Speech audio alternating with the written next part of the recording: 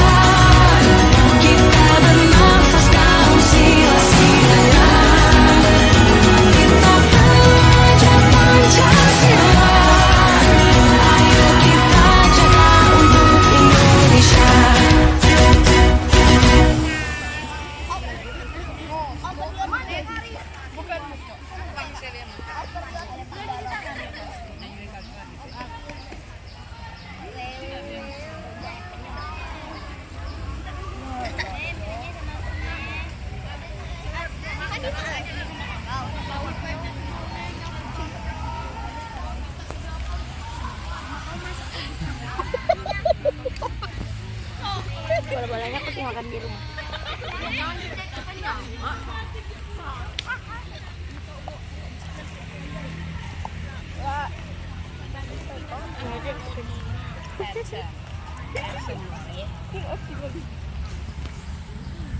Ini caca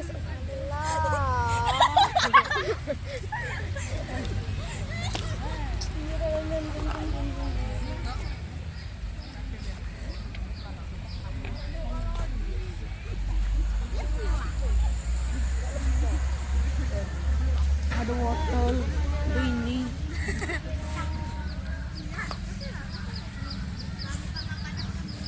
Wah, ini kok nak habis. Oh, mana dola na habis. Lah ini kok lang kecil tempeknya oh. Kok super besar kok.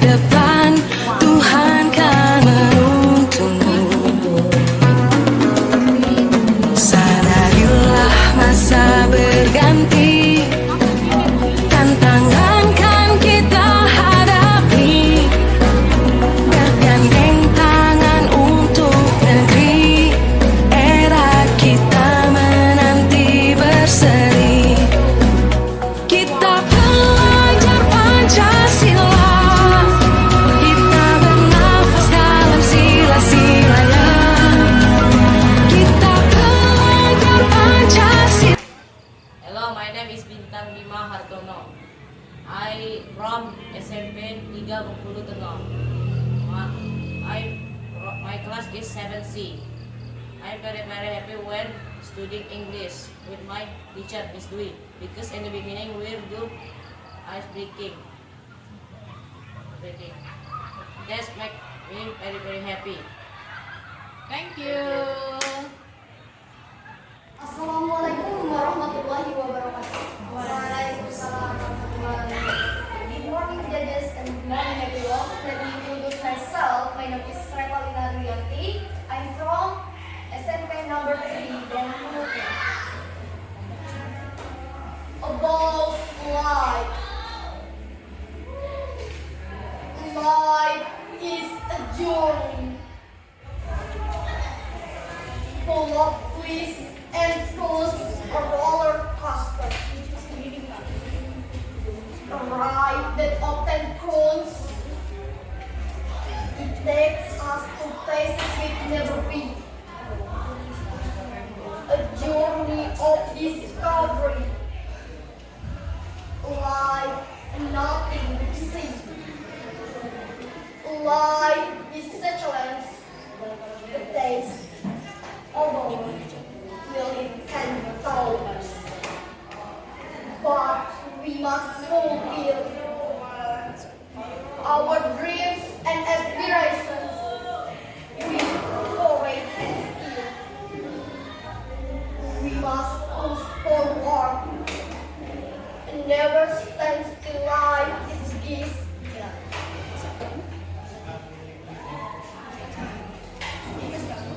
To increase each day. A precious jewel that never fades away. We must make the most of every moment. Come what may, life our lips to the fullest. Every single day, you can illuminate our faith toward the light.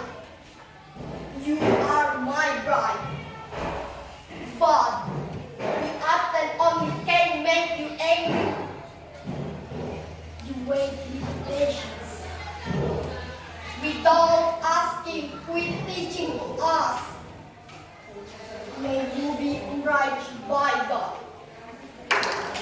reject the call of the rising God of heaven.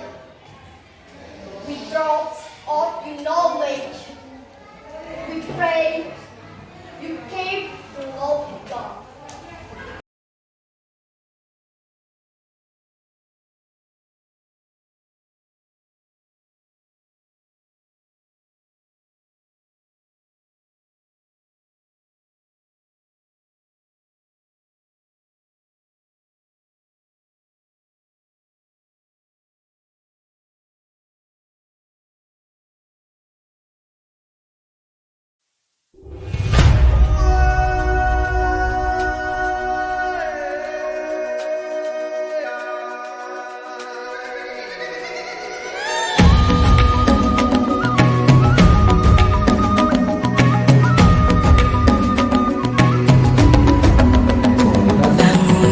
Bukalah matamu, saatnya meraih mimpimu.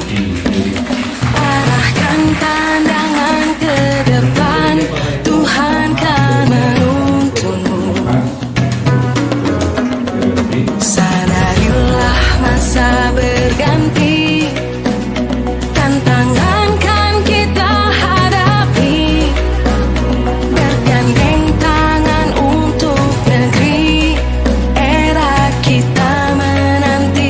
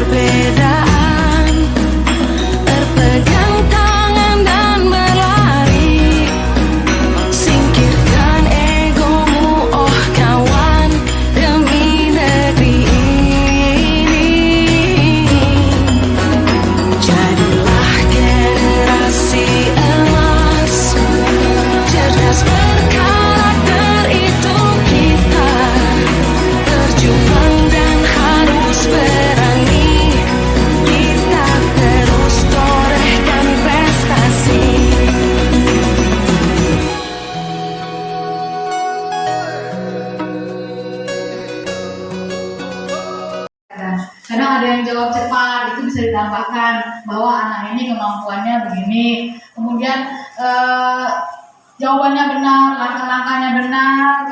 Kita punya jurnal tersendiri, jurnal biasanya di akhir atau dokumennya sama, penilaian, absensi, kemudian saya ada jurnal.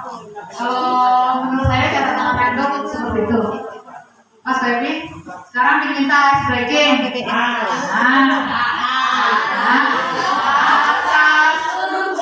Ini kami sampaikan ke PP dari teman-teman atau teman-teman sejawat di lingkungan sekolah begini.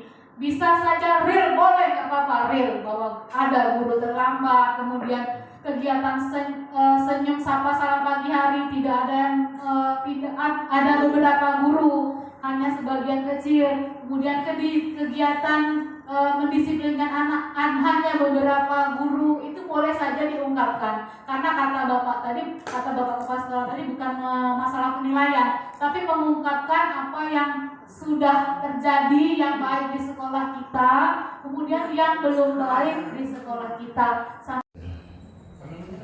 Bismillahirrahmanirrahim. Assalamualaikum warahmatullahi wabarakatuh. Waalaikumsalam warahmatullahi wabarakatuh. Salam sehat dan bahagia Bapak Guru hebat SMP Negeri 3 Bengkulu Tengah. Puji dan syukur kita panjatkan kehadiran Allah Subhanahu wa taala, di mana pada pagi hari ini kita masih diberi kesehatan untuk dapat hadir pada acara kegiatan Kombel Simpati Komunitas Belajar SMP Negeri 3 Bengkulu Tengah. Pada hari ini tanggal 19 Oktober 2023. Salawat beriring salam kita curahkan kepada Nabi kita, Nabi besar Muhammad SAW, di mana kita diberi Baiklah teman-teman, acara pagi ini adalah pembagian praktek baik oleh saya Dwi Agus Sartika, CGP Angkatan 9 tahun 2023. Hari ini materinya adalah membiasakan atau menyebarkan budaya positif di sekolah. Saya akan membagikan materi dalam bentuk PPT. Kita sama-sama bisa lihat slide ya. Ini kolaborasi, saya dimentori oleh fasilitator Ibu Deswati, kemudian Ibu pengajar praktek Heni Puspitasari, kepala sekolah kita Bapak Supriyanto, dan saya CGP Angkatan 9 Dwi Agus Sartika. Budaya positif di sekolah. Pengertian budaya positif di sekolah adalah budaya yang merupakan pembiasaan hal-hal baik, mencakup sikap dan perilaku maupun tutur kata oleh seluruh warga di sekolah. Dalam budaya positif terdapat nilai-nilai kebijakan universal yang meliputi keadilan, tanggung jawab, jujur, bersyukur, lurus hati, berprinsip, integritas, kasih sayang, rajin, berkomitmen, percaya diri, sabar, kemudian masih banyak lagi. Saya contohkan misalnya tanggung jawab kita sebagai wali kelas, misalnya memantau, kemudian menuntun anak-anak. Jika terjadi pelanggaran, kita sebagai wali kelas memiliki kewajiban untuk menuntun anak menyelesaikan masalah. Tentu juga yang penyelesaian masalah anak berpihak pada anak. Kemudian kejujuran, kita latih anak-anak jujur.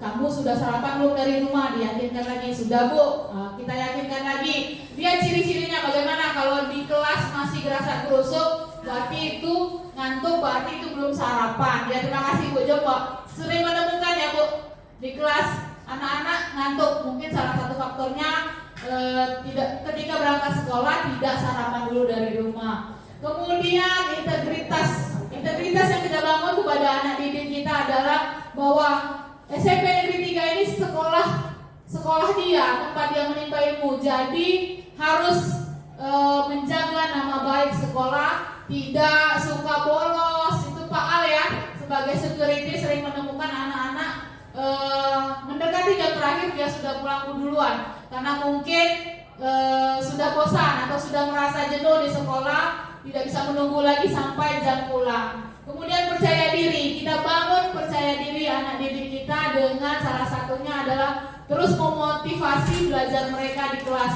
meyakinkan mereka bahwa pembelajaran itu menyenangkan. Jika sudah senang kita, maka mengalir, pelajaran itu akan menjadi mudah. Selanjutnya adalah tujuan membangun budaya positif di sekolah adalah menumbuhkan karakter anak. Lagi-lagi kita ditekankan oleh membangun karakter, kata-kata membangun, kata-kata memotivasi itu adalah sangat diperlukan pada saat sekarang ini. Kenapa? Karena secara garis besar kita dapat temui bersama real faktanya bahwa degradasi mental anak zaman sekarang ini mungkin sudah mencapai ambang batas yang tidak bisa ditolerir lagi. Mungkin tidak sebagian besar, namun ada beberapa anak yang kita lihat mereka mungkin sudah luar biasa nakalnya ya Bu Dina, sering kita temui kan. Ini adalah kembali lagi cara mengatasinya adalah menumbuhkan karakter. Salah satunya adalah penerapan budaya positif di sekolah. Kemudian kita semua percaya bahwa tujuan penting ke sekolah itu pembentukan karakter. Itulah mengapa banyak program di sekolah itu bertujuan untuk menumbuhkan karakter murid. Karena yang dibangun tidak hanya kompetensi tapi juga karakter. Muncul juga dari kementerian ya, profil pelajar Pancasila, beriman dan bertakwa, kemudian berbinekaan tunggal, berbineka global, kemudian bernalar kritis ya, kreatif, gotong royong, mandiri. Terima kasih teman-teman, berarti teman-teman yang ada di sini sudah hebat semua, sudah paham. Boleh tepuk tangan Pak Robi. Sudah paham, sudah tahu banyak tentang budaya positif menumbuhkan karakter pelajar berprofil Pancasila. Ini salah satu budaya positif di sekolah. Kemarin saya berkolaborasi dengan guru mata pelajaran pendidikan agama Islam. Kemudian berkolaborasi positif antar guru. Kolaborasi positif antar guru ini adalah tujuannya membangun, lagi-lagi membangun kerjasama kita antar guru di sekolah, berbagi praktek baik, bisa dalam pembelajaran, bisa dalam refleksi, bisa dalam memecah masalah anak. Dan ini salah satunya adalah pemanfaatan kemarin PMM, platform Merdeka Mengajar. Karena salah satu guru ada yang mungkin keterbatasan mata karena menggunakan gawai, jadi kami arahkan ya untuk memakai lab komputer di laptop sehingga lebih nyaman dan mereka bisa menyerap, mereka bisa tahu apa yang menjadi tujuan pada hari itu, yaitu adalah pengaplikasian platform Merdeka Mengajar. Kemudian kolaborasi positif antara stakeholder Dinas Pendidikan Bengkulu Tengah. Ya, kita di SMP 3 bukan main mendapat dukungan dari luar, salah satunya adalah dari Dinas Pendidikan. Dinas Pendidikan pun hari itu meresmikan secara langsung kombel kita. Karena kombel itu dibuka pada bulan Juli, namun resminya baru kita launching di bulan Agustus kemarin. Tujuannya adalah membangun semangat Bapak Ibu untuk lebih mau belajar, mau berbagi, mau sama-sama memecah masalah baik dalam bidang pembelajaran atau menciptakan pendidikan yang berpusat pada murid. Kemudian perubahan paradigma belajar ini merupakan salah satu yang mendorong kita untuk meningkatkan budaya positif di sekolah. Apa itu perubahan paradigma pembelajaran? Yaitu dari paradigma lama teacher center kemudian digiring untuk student center. Jadi semuanya berpusat pada murid. Berpusat pada murid, anak dituntut untuk merdeka setinggi-tingginya. Mereka bisa merdeka belajar, mereka bisa merdeka mengembangkan diri sendiri, minat bakatnya. Jadi tidak lagi tergantung pada guru. Karena apa? Kita dituntut oleh kodrat zaman. Zaman sekarang semua bisa mengakses dari platform manapun. Kalau mau hard copy-nya kita bisa datang ke perpustakaan SMP Negeri Tegal Bengkulu Tengah, perpustakaan Gurinda, tempatnya nyaman, buku-bukunya lengkap, pustakawan dan kepala perpus pun sangat welcome jika kita ingin sama-sama belajar di perpustakaan Gurinda. Kemudian disiplin positif. Apa itu disiplin positif? Yaitu suatu pendekatan yang menerapkan disiplin disiplin dalam diri anak. Tujuannya adalah menumbuhkan sikap patuh secara intrinsik, ya, sikap patuh yang memotivasi anak ketika mereka berbuat salah, mereka dengan sadar menyadari kesalahannya dan patuh secara dalam diri mereka, dari dalam diri mereka. Jadi bukan hanya karena takut hukuman atau ingin mendapatkan hadiah, tapi anak-anak dibangun karakternya, pertama mengakui kesalahannya, dan kedua adalah mampu mereka memecah masalah atau memberikan apa yang harus mereka kerjakan setelah mereka membuat salah. Motivasi perilaku manusia untuk menghindari ketidaknyamanan atau hukuman. Ini salah satu dari bentuk disiplin positif, ya. Kadang-kadang anak mau cepat datang ke sekolah takut terlambat. Kata-kata takut terlambat itu merupakan sikap atau perilaku yang tidak akan lama, bukan dalam diri mereka. Jadi mereka takut akan hukuman itu, pelan-pelan kita singkirkan, kita budayakan dalam diri mereka, kita bangun karakternya bahwa datang ke sekolah itu untuk kesenangan mereka belajar di sekolah. Kemudian untuk mendapatkan imbalan atau penghargaan orang lain. Anak-anak datang ke sekolah, ada imbalan dari gurunya misalnya. Bu, kami kalau yang paling cepat datang ke sekolah itu dapat pena. Yang itu jangan dilakukan, itu tidak menumbuhkan motivasi intrinsik. Tapi kita harus bangun kesadaran mereka bahwa ketika kita melakukan hal-hal baik itu adalah dari dalam diri kita sendiri. Kemudian untuk menghindari menjadi orang dengan hal-hal yang mereka percayai, ini lagi-lagi membangun karakter anak bahwa tidak ada yang bisa merubah mindset mereka atau tidak ada yang menekan mereka, namun lagi-lagi motivasi perilaku yang timbul itu adalah motivasi sadar yang sesuai dengan disiplin dan budaya positif bagi siswa-siswa kita. Kemudian kebutuhan dasar manusia. Ada 5 tingkatan kebutuhan dasar manusia, yaitu kebutuhan fisiologis, kebutuhan rasa aman, kebutuhan rasa saling memiliki, kasih sayang, kemudian penghargaan, dan kebutuhan aktualisasi diri. Yang kita dibahas di sini adalah rasa nyaman. Jadi kita di sekolah menciptakan rasa nyaman dengan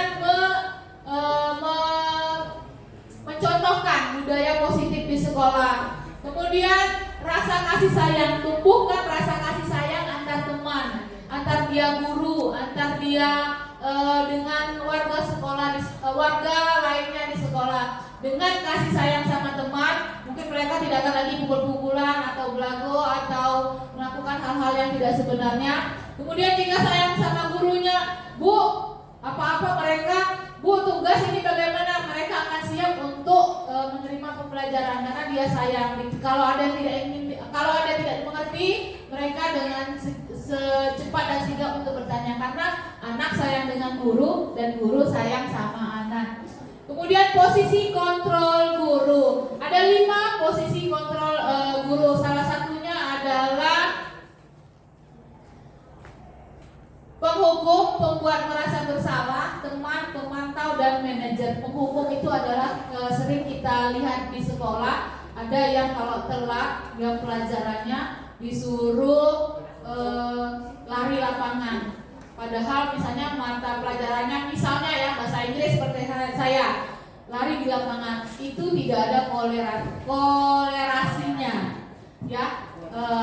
Hukuman itu hendaknya masih merunut pada tali merah program studi atau bidang mata pelajaran yang kita ampuh. Contohnya, kalau ikutika guru agama, anak yang telat membaca surat Al-Fatihah, atau di kelas Ibu Deli, kalau anak yang telat disuruh membaca undang-undang atau Pancasila, itu budaya positif atau disiplin positif yang bisa kita terapkan di sekolah.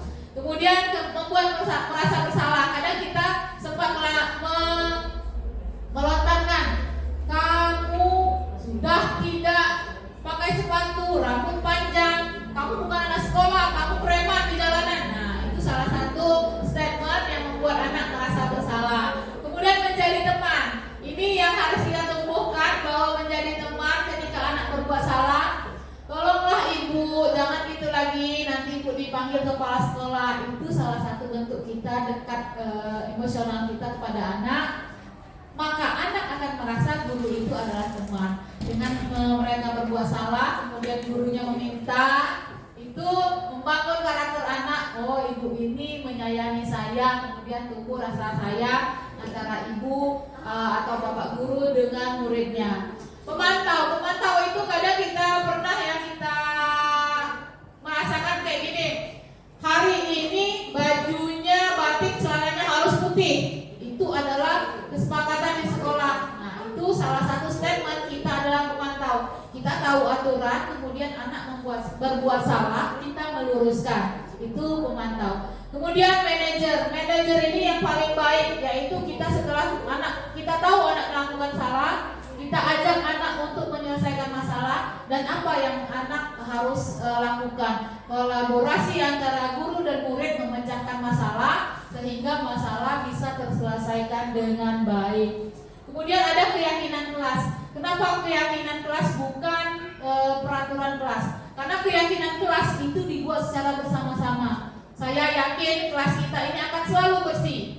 Dengan keyakinan itu maka mereka ketika akan buang sampah sembarangan di kelas, oh saya kan yakin kelas saya ini bersih, jadi saya masukkan aja sampahnya ke dalam kantong. Nah, itu membangun karakter anak, membangun mindset anak bahwa mereka yakin hal-hal positif dalam kelas akan bisa diterapkan. Jadi kenapa bukan peraturan kelas, tapi harus dibuat, mungkin bahasanya dihaluskan menjadi keyakinan kelas. Segitiga restitusi, yaitu segitiga yang merupakan penerapan disiplin positif. Ada 3. 1. Membantu murid lebih memiliki tujuan, memulihkan dirinya setelah berbuat salah. Penerapan segitiga restitusi ini harus kita terapkan ketika kita menemui anak yang membuat kesalahan. Contohnya dengan memasukkan nilai-nilai kontrol dulu tadi, penghubung, pembuat rasa bersalah, teman, pemantau dan manajer. Segitiga restitusi, yaitu segitiga yang merupakan penerapan disiplin positif. Ada 3. 1. Membantu murid lebih memiliki tujuan, memulihkan dirinya setelah berbuat salah. Penerapan segitiga restitusi ini harus kita terapkan ketika kita menemui anak yang membuat kesalahan. Contohnya dengan memasukkan nilai-nilai kontrol dulu tadi, penghubung, pembuat rasa bersalah, teman, pemantau dan manajer. Dengan penerapan segitiga restitusi, diharapkan setiap kesalahan yang terjadi di sekolah tidak akan terjadi atau terulang kembali. Pembelajaran dalam penerapan budaya positif, bahwa penerapan budaya positif harus dilakukan sedini mungkin dengan pembiasaan. Kita harus terbiasa. Jadi ketika terbiasa akan menjadi melekat dalam diri kita. Dan komitmen kita bersama. Jadi jangan hanya Pak Satpam aja yang datang 5:30. Guru-guru lain diharapkan pelan-pelan juga bisa datang lebih cepat agar tadi kita dapat melakukan berbagai budaya positif. Kemudian pengalaman penerapan budaya positif, pembiasaan budaya positif ini memecah kebutuhan atas masalah akhlak anak di sekolah, ya. Jadi ketika anak-anak yang nakal itu dengan penerapan segitiga restitusi, ya, pemecahan masalah secara bersama-sama dengan kontrol guru adalah manajer, maka diharapkan tidak akan membuat salah atau tidak akan mengulang kesalahan yang sama. Sejatinya budaya positif di sekolah itu dibangun agar suasana tenang, nyaman dan bahagia bisa terjadi atau bisa terbangun di lingkungan sekolah. Lagi-lagi kita menumbuhkan karakter siswa agar siswa dapat yang seperti kita cita-citakan, yaitu belajar berprofil Pancasila. Demikian saja Bapak Ibu yang ingin saya sampaikan. Nanti kita akan sama-sama bahas apa aja yang pernah Ibu Bapak temukan atau laksanakan atau lakukan mengenai budaya positif di sekolah. Setuju Bapak Ibu? Setuju. Aurel kelas 9D ya. Kemarin Ibu dengar dari temennya ketua kelas, kamu ditegur Pak Mardi, guru olahraga. Kenapa Aurel? Karena saya sudah melanggar aturannya, men. Saya ketika jam olahraga sudah berakhir, saya belum ganti baju. Nah, itu tidak boleh. Bisa-bisa kamu dipanggil BK. Ibu sebagai wali kelas kamu akan dipanggil juga. Ya, apa yang kamu langgar, Aurel?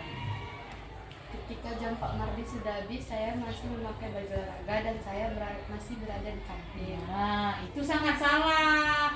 Kita tahu, kamu tahu peraturan kelas, Tahu. ketentuan kelas, kesepakatan kelas. Nah, apa salah satunya? Ketika jam berakhir, baju harus diganti, terutama baju olahraga. Ya, bagaimana perasaanmu setelah ditegur Pak Mardi? Saya merasa bersalah. Nah, sudah tahu ya, merasa bersalah bahwa ketika melanggar peraturan kesepakatan kelas, kita bisa-bisa kena hukuman ya. Itu tidak baik karena kamu salah satu siswa teladan di sekolah ini, Aurel. Apa yang harus kamu lakukan kira-kira agar Pak Mardi bisa memaafkan kamu? Saya segera menemui Pak Mardi dan saya segera minta maaf. Nah, bagus sekali. Berarti kamu telah mengakui bahwa yang kamu lakukan adalah salah. Apa penyebab kamu sampai terlambat jam Pak Mardi? Karena saya masih lapar. Aduh, di rumah biasakan sarapan, oke?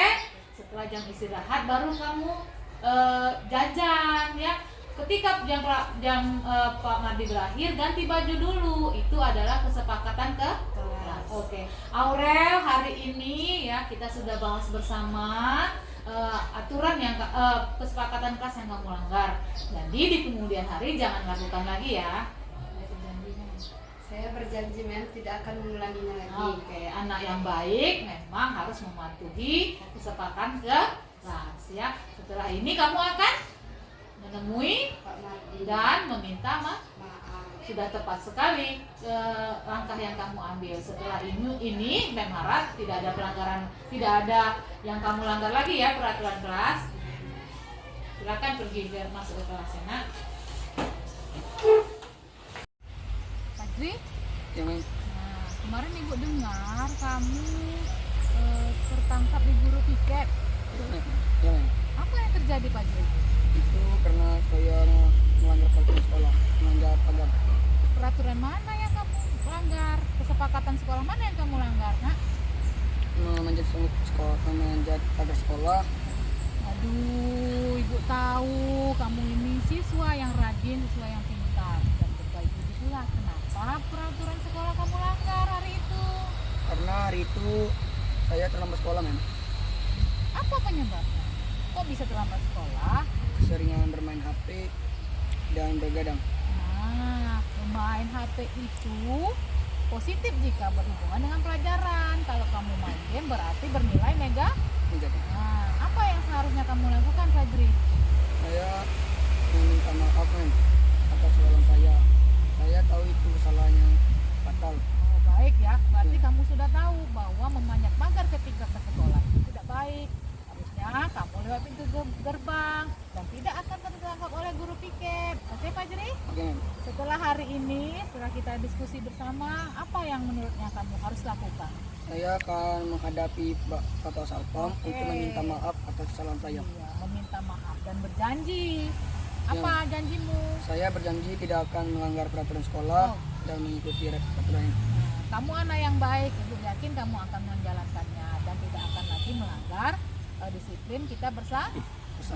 Nah, manfaatnya hari ini setelah Ibu kasih tahu, kamu sadar ya, jangan dilakukan lagi ya. Fajri ini anak yang baik, Ibu tahu berprestasi di sekolah. Dan Ibu agak terkejut mendengar kamu mendapat catatan di guru piket. Oke, Fajri? Oke, men. Bisa diperbaiki, Bisa, men. lakukan dengan sepenuh hati dan jangan lagi dilakukan kesalahannya, Fajri. Ya, men. Saya minta maaf atas kesalahan saya. Nanti kita sama-sama temui Pak Satpam dan kita akan mencarikan solusi serta kamu minta maaf. Oke, Nak? Oke. Ya. Assalamualaikum warahmatullahi wabarakatuh. Di sini saya sedikit berbagi, walaupun sebenarnya mungkin dari teman-teman juga sebenarnya sudah melakukan.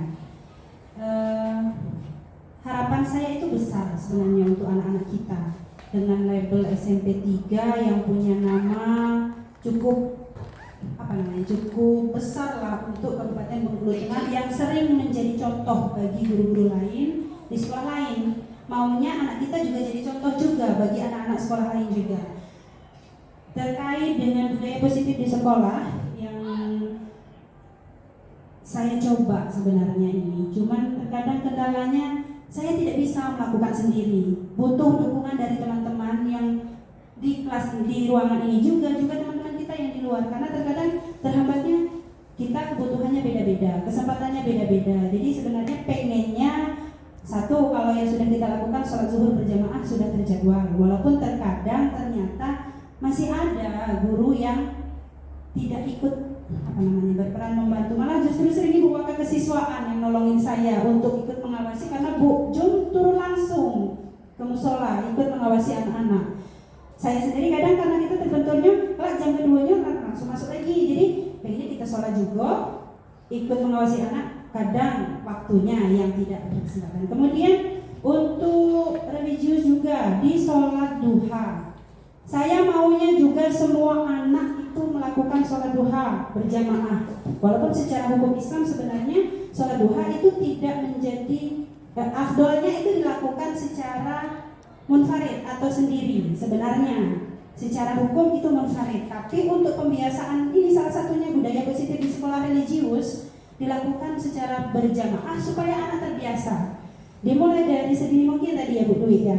Jadi di SD ternyata mereka itu sudah gesit, mereka sudah sholat duha berjamaah, cuma ternyata di sekolah kesempatannya terbatas. Satu, ruangan. Yang kedua, yang mengontrol. Maunya sholat duha tidak mengganggu mata pelajaran. Tapi balik lagi saya nanya, kemarin sempat saya kolaborasi juga sama teman-teman di ini waktu kita yang pendampingan individu kemarin. Saya tuh pengen sholat duha itu berjamaah, tidak cuma murid, gurunya juga, kayak itu nah. Jadi tidak hanya anak yang kita tuntut, tapi gurunya juga dari rumah sudah wudhu, jadi di sekolah tinggal sholat. Ternyata itu tadi, kalau misalnya kalau di sekolah berbasis agama madrasah, mungkin ya mereka punya ketentuan harus, kalau gitu ini terbatas, anak gitu jauh, gitunya juga dari berbagai tempat yang membutuhkan waktu. Jadi ya terbatasnya akhirnya budaya ini cuma saya lakukan di jam saya saja. Saya ambil ketika jam saya misalnya yang jam pagi 7:30, saya ajak anaknya sholat dulu. Kalau moodnya bagus, belajar juga dilanjutkan di musola. Tapi kalau moodnya tidak bagus, balik lagi ke kelas, karena kondisi anaknya juga kadang memancing sedikit agak naik darah. Jadi saya rasa tidak pantas saya tidak ngomel-ngomel di musola. Jadi dah kita balik aja ke kelas, jadi belajar di kelas. Tapi kalau moodnya bagus ya udah dikondisikan, karena ada beberapa kelas yang memang sedikit butuh level agak tinggi mengendalikannya. Jadi sering naik darah, udah ya kalau anaknya bagus di kelas ya udah lanjutkan. Mungkin itu Ibu Dwi terkait budaya positif religius yang saya lakukan sementara ini. Mudah-mudahan kedepannya ada lagi dukungan teman-teman sekalian untuk melangsungkan supaya lebih baik lagi. Terima kasih. Terima kasih telah kita dengarkan sama-sama tadi pengalaman Ibu Tika. Kita berikan applause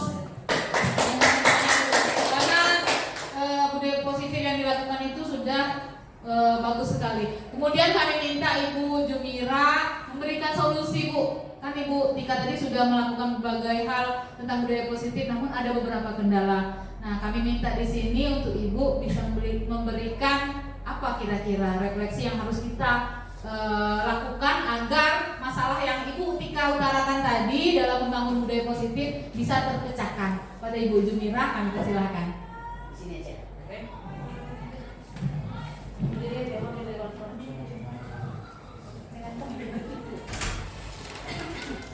Terima kasih.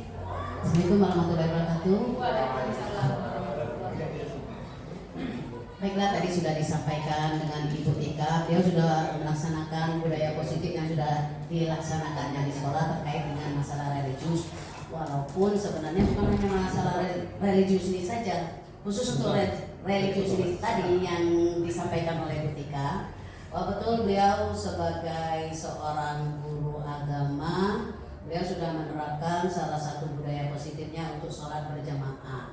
Nah, dalam sholat berjamaah ini tadi dibagi karena kondisi musola kita yang sempit, maka beliau sudah membagi jadwal setiap kelas di hari-hari yang berbeda kelasnya.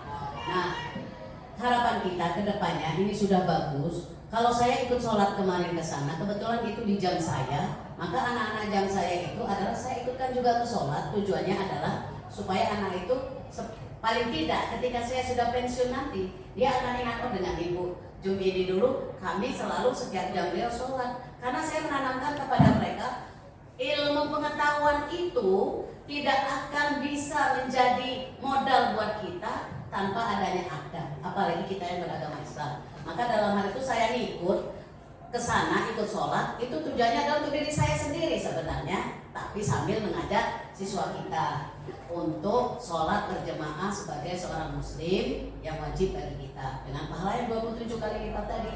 Nah, saya sering juga dengan Pak Epi sebagai imam ya. Kadang-kadang tapi Pak Epi banyak kendala, beliau banyak tugas keluar. Jadi saya yang lebih sering, karena Pak Epi tahu sendiri lah, beliau kadang sibuk, kadang pergi ke PGRI.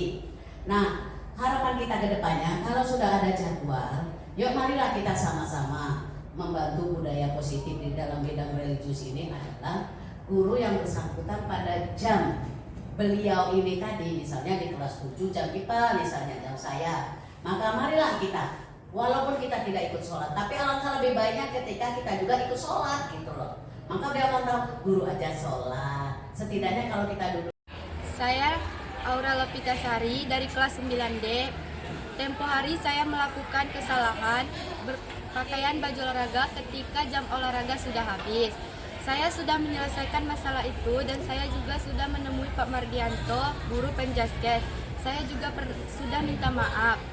Terima kasih Mem Dwi telah membantu saya disiplin positif. Terima kasih Mem Dwi. Assalamualaikum warahmatullahi wabarakatuh. Nama saya Fajri Ramadhano dari kelas 8A. Minggu lalu saya memanjat tagar atas kesalahan saya. Saya ingin meminta maaf pada Bapak Salpam. Kita diskusi dengan Mem Dwi. Saya diberi saran untuk meminta maaf kepada Pak Salpam dan tidak mengulangi atas kesalahan saya. Pak, saya minta maaf ya Pak. Mengulangi lagi ya? Ya Pak, saya tidak mengulanginya. Kalau mengulangi akan diberi hukuman. Ya Pak, saya berjanji tidak akan mengulangi hal-hal seperti itu. Ya, ya, makasih ya Pak.